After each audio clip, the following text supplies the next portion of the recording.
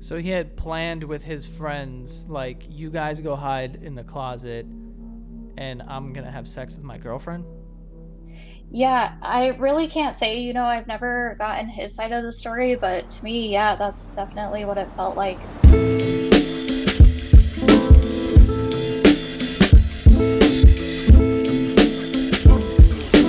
Welcome back to Other People's Lives. I'm Joe Santagato. I'm Greg Dybec.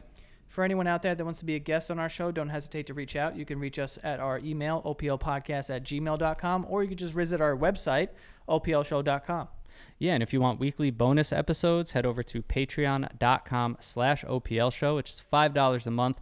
You get to support the show, you get weekly bonus episodes, and your money also contributes to our monthly donations to a different charity. We call it the Helping Other People Initiative, and you can help us decide where to put a portion of those Patreon funds, and that's something that we do every single month. And this episode is, of course, brought to you by Pay the Price, mine and Joe's new trivia party game that takes both brains and bravery. You can check it out at paythepricegame.com and use the promo code OPL for 15% off if you want to get your hands on it.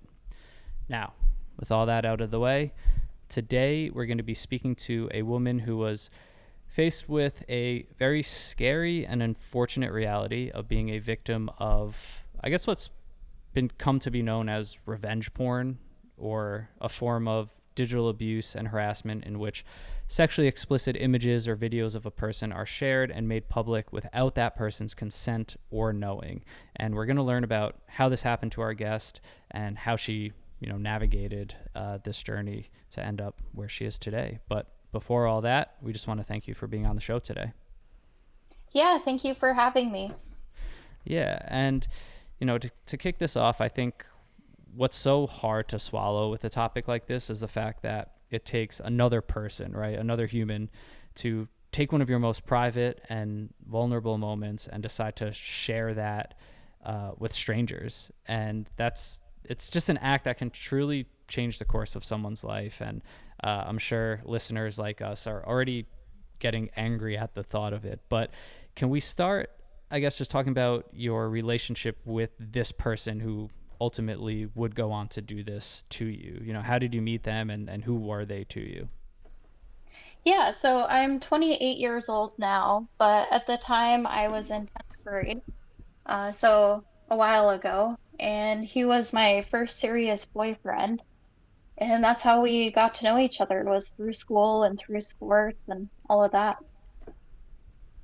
So, at what point, during this, I mean, assuming this relationship, you guys, I mean, if you're dating the kid, you think that he's a good guy.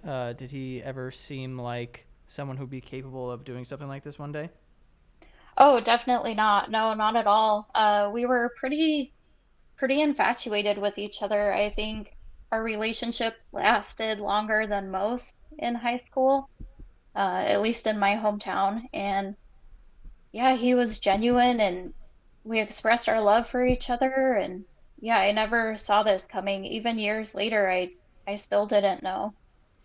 How long did you guys end up dating for? Probably about a year and a half.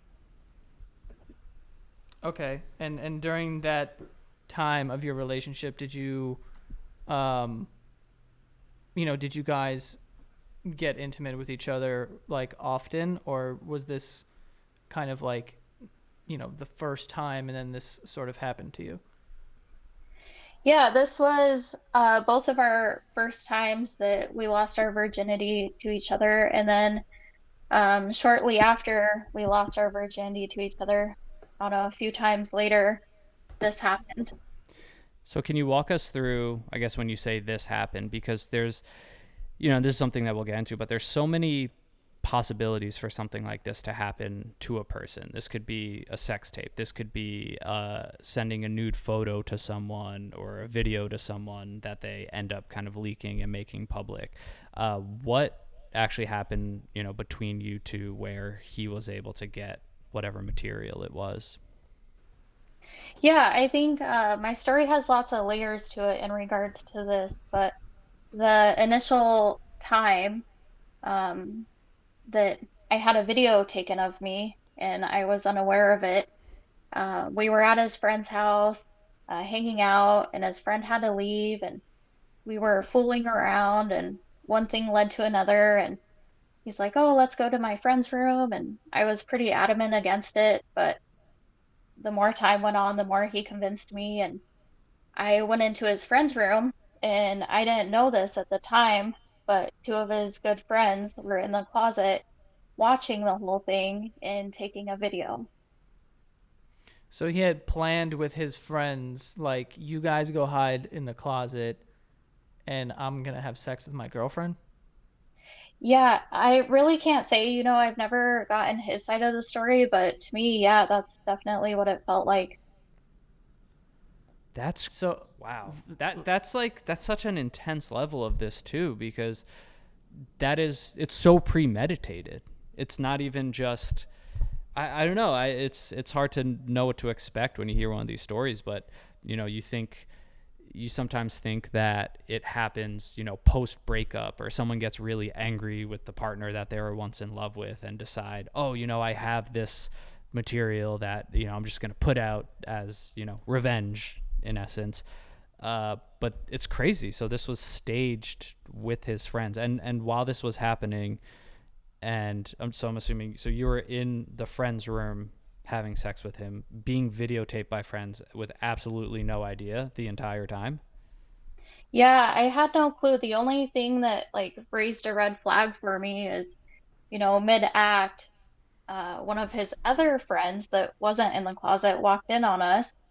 And of course, that halted everything. And I got really freaked out, got a bad feeling in my stomach, and just peaced out the rest of the time. But shortly after that, we broke up. And yeah. so, what happened? Like, how did you come to realize that they were in the closet? So it's kind of a weird story, and I don't quite know how to explain it. But years later, so my senior year of high school, um, there was this big scandal in my school about how the school found out that the boys were sharing nude videos and nude pictures of all the girls in the school, and the police got involved, and it was this big kind of witch hunt ordeal.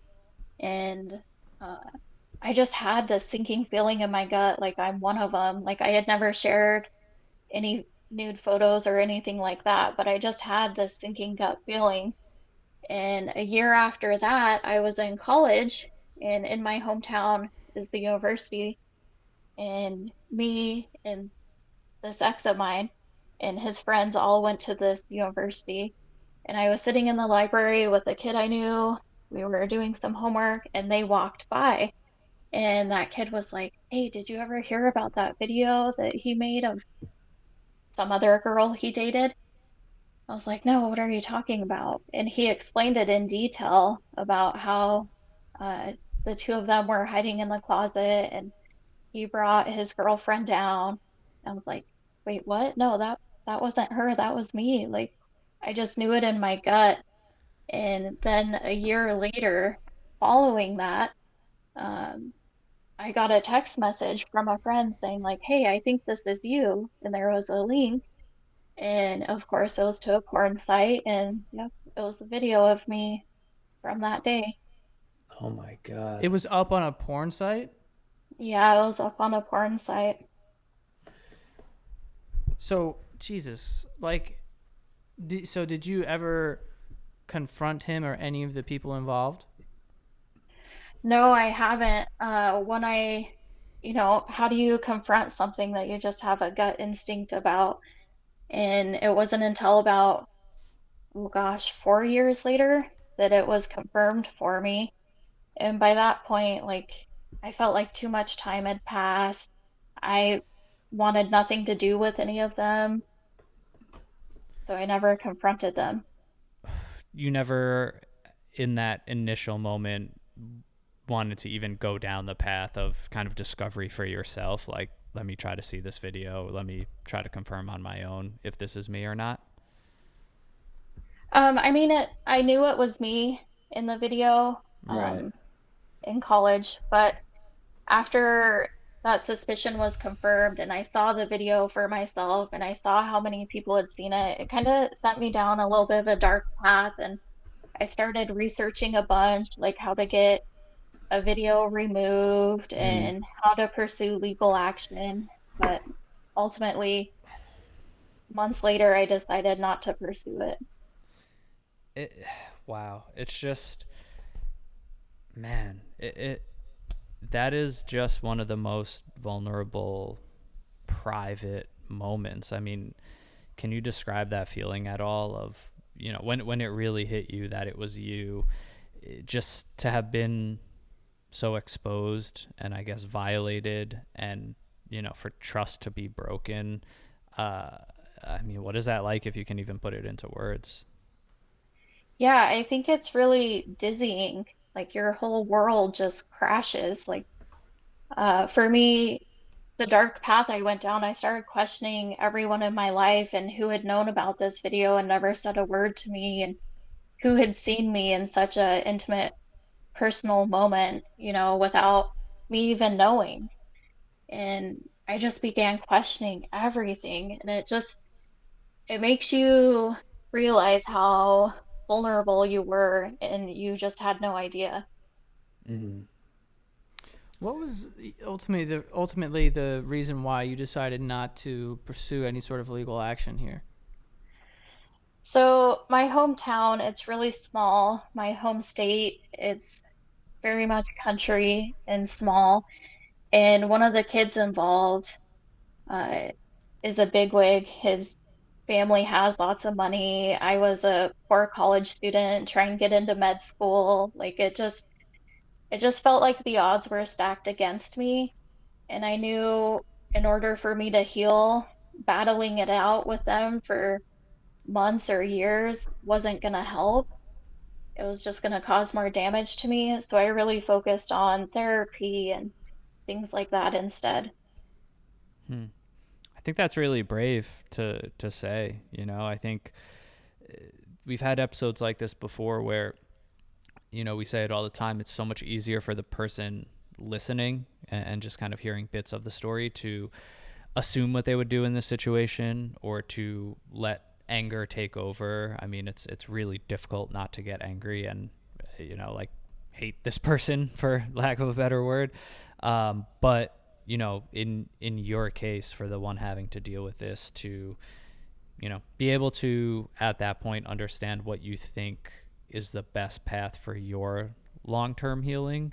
I think, yeah, I think that takes a lot of courage. And just to put it into perspective, just before the call, I think the health effects that can come from surviving this type of trauma, because it is a trauma. And there's a survey that found out of 1,600 survivors of revenge porn, 51% mentioned having suicidal thoughts, and a super high percentage felt like they were more likely to experience anxiety, depression, PTSD. I mean, it's not a joke, the trauma that something like this could cause. I mean, I think, like you said, it's dizzying. It kind of turns your world upside down. It's world shattering in a way. Hard to imagine what you would feel like, like what that level of feeling exposed and like losing trust in probably so many people is like. But I just want to take the time to put that out there for everyone listening of the effects that can really come with something from this, from something like this. And just to piggyback off of what Greg is saying, that was a question of mine as well. Like, can you pinpoint, what kind of lasting, effects something like this has on a person? Like, does it make it harder for you to trust people, or does it make it harder for your dating life in general? Yeah, I think so. I think most of it I've worked through at this point, but one thing that I still struggle with is I'm very much aware of electronics, especially in intimate settings. Like, I'm very much aware, like, okay, your phone goes in this drawer, my phone goes in this drawer, like nothing else. And I'm Yeah. also very much aware of, I think the hardest thing for me was my own self-trust. Like, my own trust had been shattered in myself. So repairing that has been far more surmountable than repairing my trust in other people. What do you mean What? by that exactly? Yeah. Like, I really questioned my judgment Mm. moving forward in relationships, and I had no inkling, about him being capable of doing this. And if he could do this to me and me not be aware in that moment, who else could? And just that lack of trust in myself that it built. Mm. Yeah. I mean, I imagine that could be like, sort of hard when something like that happens, like that is traumatic, and it's. I mean, it makes my like blood boil just to like hear something like this, and it's unfortunate too because I don't think people when they're going like doing something like this, they don't truly understand what it's going to be like to be on the other end of that until maybe it happens to them, or you know they feel the legal ramifications for doing something like this. And we were talking about it a little bit offline that now it's probably something that a lot of people deal with, um, now because everyone has phones and it's much easier to share things through these apps and social media. So I can only imagine the amount of people that have kind of dealt with something that was similar to you. Do you have any sort of, I guess, advice or any sort of wisdom for people that may be dealing with this, and what has sort of helped you? I know you mentioned therapy. Yeah, I think everyone's journey is different. But one thing that really helped me was truly sitting in the emotions. When I would get angry about it, thinking back to it, I would sit in that anger and feel it all the way through until I didn't feel it anymore. That was the most helpful thing for me. And if I felt like I needed to cry, just let it out. And that was so therapeutic in itself. And just know that you aren't alone out there, like everyone else who has gone through this. I don't know if that makes it better or worse, but there's so many people out there who have gone through things like this. There's resources out there, free resources. So I think it's really important to check on people and make sure and just sit with those emotions and use those resources. Yeah, and to not there shouldn't be any judgment toward the people that this happens to. I think that's important because it might be easy for people to judge or think that someone was, someone who's a victim of this, oh, they could have avoided it or they let it on. But this strikes me as something that really could happen to the majority of us. And I pulled a study. It's from McAfee. I think I'm saying that right. The security software firm. In their study, they found that nearly 49% of people have sent a sexually charged photo, text, or video at some point in their lives. I think a lot of us have done that, especially when we feel like we're in secure relationships with people we trust or whatever, honeymoon phase with a new person. Sure, a lot of people listening right now have sent something that they would not want out there. And Joe thinks that number's low. We were talking about it before, so maybe it is even higher. But it can happen to so many of us, and so many of us have things out there, and that's the reality. Like that's just the really scary thing. And I think it's important, what you said about phones and looking for red flags, but also just keeping in mind with anything that we see on social media, photos, in the cloud, whatever it may be, everything that you're sending, receiving, videos you're taking of yourself. I mean, these could all be accessed at some point, which is really scary. But my point of all that is, this is something that does affect a lot of people and truly could affect most people. Like not many people are immune to this happening to them, and there shouldn't be that judgment, against the person that is a victim of this. Yeah, and I think you bring up a good point. There's no way to monitor this at all. There's no security for it. Like when it happened to me, I had never sent a nude photo or a nude video, Yeah. and yet this happened. And to everyone who watched my video, it seemed completely sensual because the act itself was consensual, but it's the video wasn't. And so it's a really fine line, and it leads to so many other things. Like, I was a child. This was child pornography. I was way under 18. There's no way to monitor this.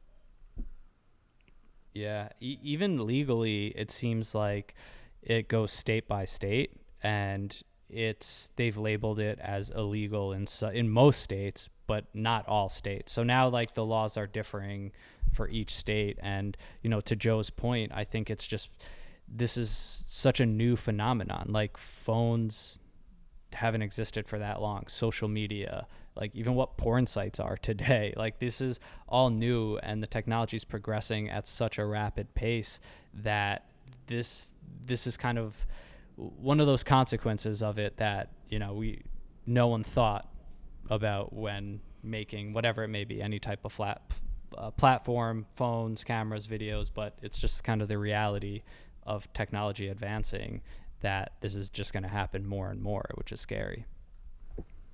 Yeah, it is for sure. And that's also another reason why I didn't pursue any legal action or confronting them. There was no way for me to prove I was under 18 in that video. Like, no way at all. So, what do you do in that situation? Yeah, Jeez. I mean, it's obviously, I think, totally up to you to handle that situation any way that you see fit. But I think this conversation is super important because, we keep saying it, but I think it is so prevalent. I do think, Greg was saying 49% of people have sent some sort of. I think it's way higher than that personally, and I think that people maybe are a little ashamed to admit that they have done something like that. But I don't think that anyone should be ashamed. Like, I think that the only people who should be ashamed are the people who like break that trust and decide to expose other people at their most vulnerable. I think that's extremely fucked up, and I think they definitely should, face some sort of legal ramifications for doing that. Especially when we're talking about uh, high school students who are underaged, definitely should face some sort of legal ramifications for that. Um, but yeah, like I said, I think this conversation is super important because I think a lot of people have dealt with something like this, and maybe have dealt with it and not even said anything, and haven't told anyone, haven't told any of their friends, or mentioned it to anyone. It's just kind of something that they deal with and they hope goes away, and that can be very hard for people, especially younger people. I mean, children now are getting younger and younger and using the internet and being exposed to these types of things. And they're using these apps in those sort of way, or sexting and talking about sex, and knowing that these things at a younger age. So to be able to have to deal with that, on top of all the other societal pressures that social media kind of puts on young adults, is extremely damaging. So I'm happy to be able to be talking to you about this, and kind of getting your point of view on it. And I think it's cool that you're being super honest, and you're like, what, I just felt like at the time, the best thing for me was to do therapy and just kind of go about it in my own way. I think that's a very real and human way to kind of deal with that. But a part of me also wishes that these fucking kids got what is like coming to them. Yeah, With absolutely. Oh, sorry, go ahead. Yeah, I, part of me still wishes they did too, but at this point, over 10 years has passed, and there is statute of limitations for this in my home state anyways, and I don't know. I don't know. Well, like you said early on, if you are doing well, which just by the simple fact you're here talking to us about this, and having the ability to offer advice to others who may be going through this, shows how much work you've done and progress you've made. So, I don't think there's any reason to dwell on the decisions that were made if it's led you to a good place. But I am curious, with that being said, just what's your take on forgiveness in general? I know, everyone has very different feelings about, their own level of forgiveness. Would you say that you have forgiven the people involved in this, or, I guess how do you feel about that? Yeah, that's such a loaded question. I don't think it's black and white. I think I would say about 90% of my, I don't know, my soul has forgiven them, but there is still a little bit of anger and emotion behind it. Mm-hmm. Um, but I think more than anything, I crave that apology. Like, I just want them to be like, hey, like, I know this was a long time ago, but I fucked up. I'm sorry. Mm-hmm. And just that simple admitting to what they did would go a long ways. But I know I'm never gonna get that, and I'm trying to come to peace with that. But I think the majority of me has forgiven them. Yeah. And I guess maybe the better question is, forgiving yourself in a way, because it seemed like one of the kind of immediate effects you felt was, your own judgment, or what role did you play in all this? But is that something that through the work you've done on yourself, you've kind of been able to realize that, you didn't play a part in this, or that you shouldn't be mad at yourself for it? Yeah, absolutely. I think that's been a big part of my journey for sure. I know that there's nothing I could have done in that situation aside from not dating him that could have helped, or maybe be more aware of my surroundings. I've definitely forgiven myself um, more easily, or maybe easily is not the right phrase, but Yeah, the purpose of me asking the question in the beginning of like, did he seem like the type of person to do something like this? Like, and you answered like, no, you sound like a, really nice guy. And the reason why I was asking that question, it was just kind of, to paint this picture of it could be anybody, and it's not really your fault for doing something natural, having sex with your boyfriend or anything like there's nothing wrong with that. But for him to have people sneaking in his closet and like filming, like, first of all, it's just strange to me, like just super strange, to be doing that. And then, posting it online, like, obviously it's very embarrassing because you're like, you feel exposed, but there's truly nothing wrong with that. And I think that people hopefully don't blame themselves, or, obviously it's much easier to say than do, but it's much easier said than done. But like, there's no reason to like blame yourself. Like, you're not doing anything wrong. You're doing something like supernatural that everyone's doing. It's just they're making a mistake and putting it out there. Yeah, I wanted to just ask that question to kind of like show people that it could be anybody. It could happen to anyone. It doesn't mean that if something leaks, that person who's in the video is, promiscuous, or they're sleeping around or having sex with a bunch of people. Like, this is their person that they're like, that they're intimate with, and they're dating, or in their relationships, or even if they're not dating, like, there's some sort of trust there that this person has just broken. Like, it doesn't really mean anything. And I do think that women, for the most part, get the shit end of the stick when it comes to situations like this as well.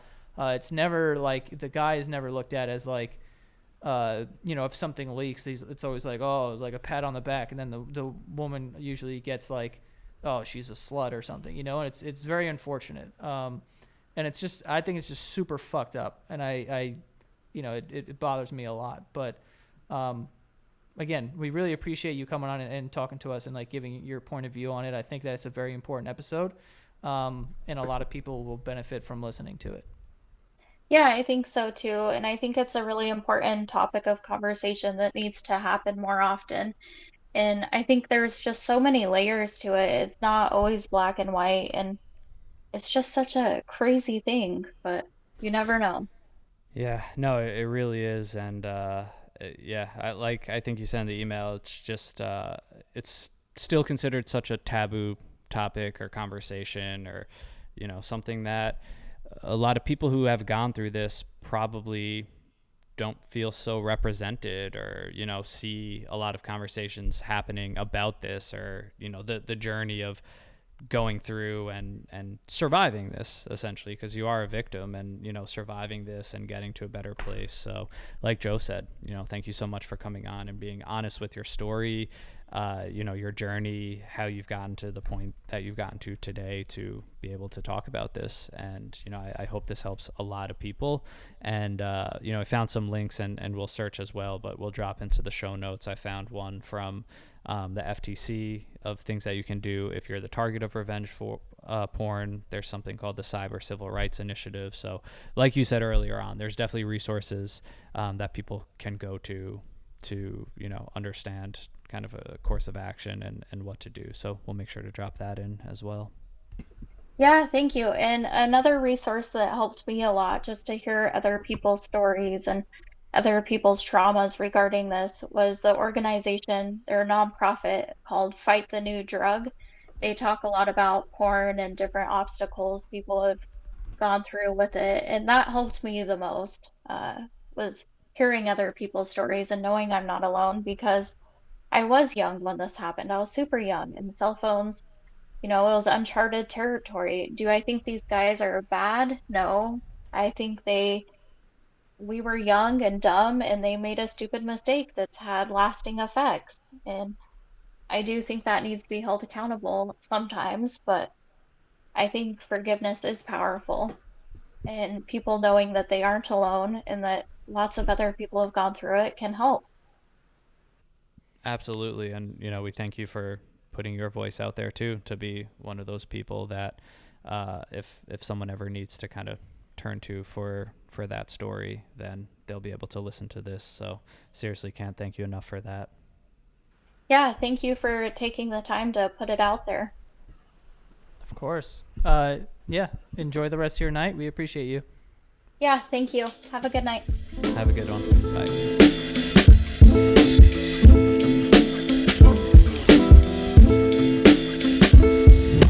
If we're being honest, nobody looks forward to walking into a car dealership. It's never fun dealing with pushy salesmen, getting pitched a horrible deal, or just playing that whole terrible game that you have to play at a dealership when you need a car. And I've wasted full weekends just ending up basically stressed and empty-handed. But that's why we want to introduce you to Vroom. With Vroom, you can buy a car online and have it delivered straight to you, so you never have to go to a dealership again. Vroom is completely online, so you get to browse thousands of cars in one place, literally from the comfort of your home or, wherever you decide to pull out your phone. And if you want to sell your car on Vroom, you can get a price instantly. Again, Vroom is entirely online. So the next time you need to buy a car, just grab your phone, go to vroom.com. That's VROOM, vroom.com, and check out the thousands of great cars that they have.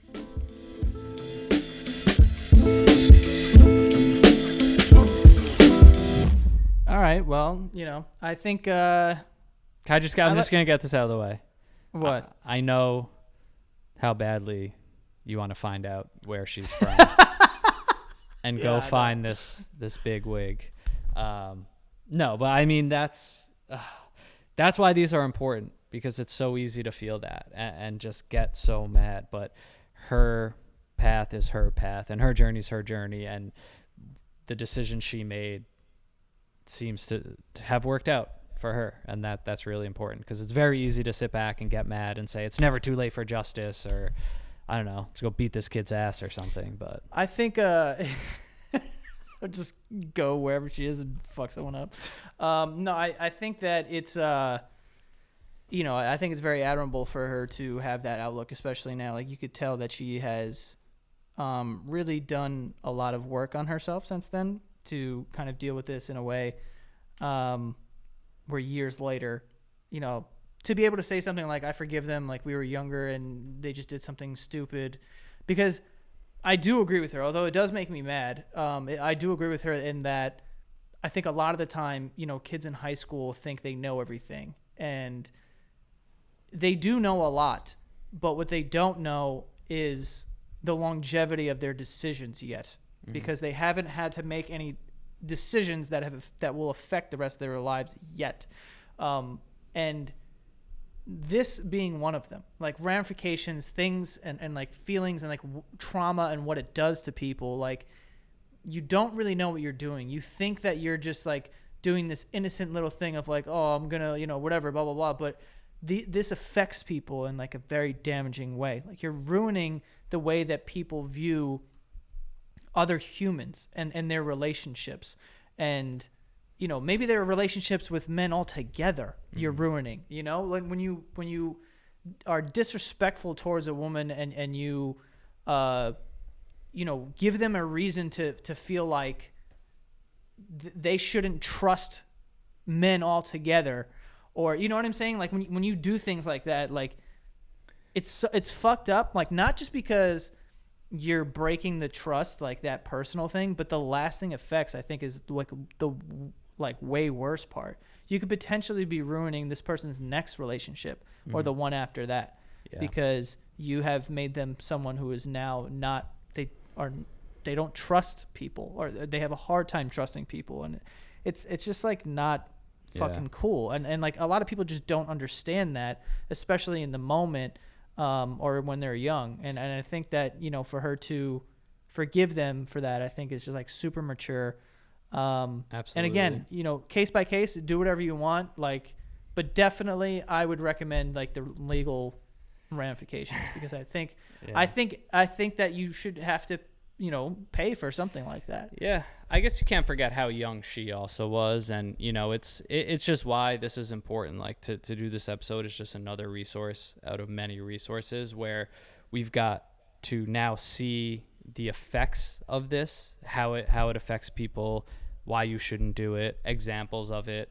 I guess in her case, it's timing kind of plays a role. It's like you're talking about first generation of cell phones that these kids had, just kind of doing this thing that, you know, it didn't have a name. Like in a sense, they were one of the first people to do what they did, which is now revenge porn. You know, it's just crazy that at that time it was just so new. There was nothing to point to say like, this is bad, don't do this, this is how this affects people. You would think it would be obvious, obviously, but it's I don't know, but she's done the work. The only way to stop this sort of thing is to there has to be, you know, ramifications for these things, and that's how people stop. You have to instill some sort of fear of like, hey, like we know this is wrong, like you shouldn't be doing this, obviously, like sneaking around taking videos of people when they're naked, like you shouldn't be doing that. But if you get caught and nothing happens, what's to stop people from doing it? But if you get caught and you know that like if I get caught doing this, I am facing possible jail time depending on what the fuck you're filming.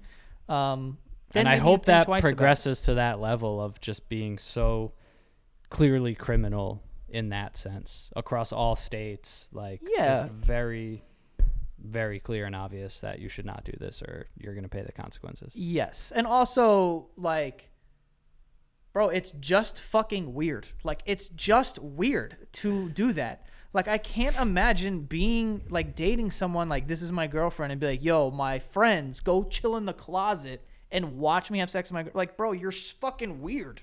Like, you're just a weird dude to do that. How's that your like, instinct? If one of my friends was like, yo, bro, like, I'm going to have sex with my girlfriend, like, hide in the closet, I'd be like, what the fuck are you talking? Like, no. Like, what are you saying? Like, that's like just weird to me. It's just strange. Like, who is like saying like, yeah, bro, like I want to watch you. Like, what? Yeah. You guys are weird. You could be young and dumb and make mistakes, but that's on a whole nother level. That's but you'll just that's be beyond weird forever, dumb. Bro. Yeah. Like, that's dumb. Like, yeah, like whatever. You shouldn't be doing that. But like, bro, like, what are we talking about here? Like, you're going to watch your friend. Like, what the fuck? Like, shit is just weird. Like, all around, just not cool and strange. Like, the fuck all of you.